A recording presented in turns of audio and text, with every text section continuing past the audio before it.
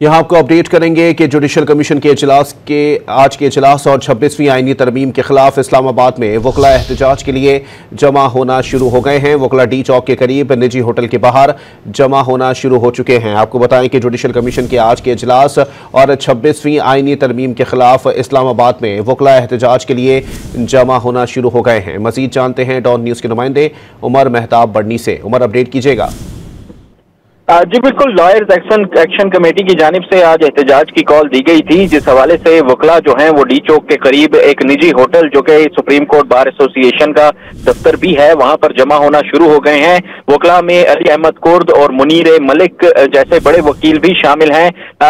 मुनीर मलिक की जानिब से कहा गया है कि तमाम रास्ते हमारे एहतजाज को रोकने के लिए बंद किए गए हैं। कराची और सिंध से वकला यहाँ कल रात पहुंचे हैं। हम अपने एहतजाज को इस जुडिशल कमीशन के इजलास को सेंसिटाइज करना चाहते हैं।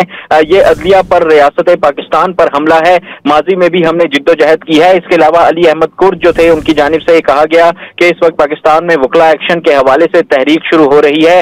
हम वकला के साथ हैं और साथ रहेंगे। कद या इख्तिदार की कुर्सी से इंसान बड़ा नहीं होता।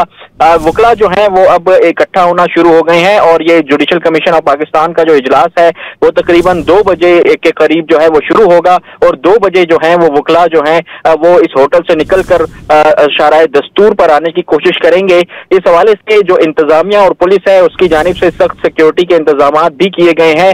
डी चौक को और रेड जोन को मुकम्मल तौर पर सील किया गया है। सिर्फ एक मार्गला जो एवेन्यू है वहां से रास्ता जो है वो छोड़ा गया है, जिसके बायस वहां पर ट्रैफिक की लंबी कतारें जो है वो लग चुकी हैं। मजीद आपको बताएं तो बाकी तमाम जगहों पर पुलिस की भारी नफरी भी तैनात की गई है ताकि किसी भी नाखुशगवार वाक़े से बचा जा सके। जी, बहुत शुक्रिया उमर।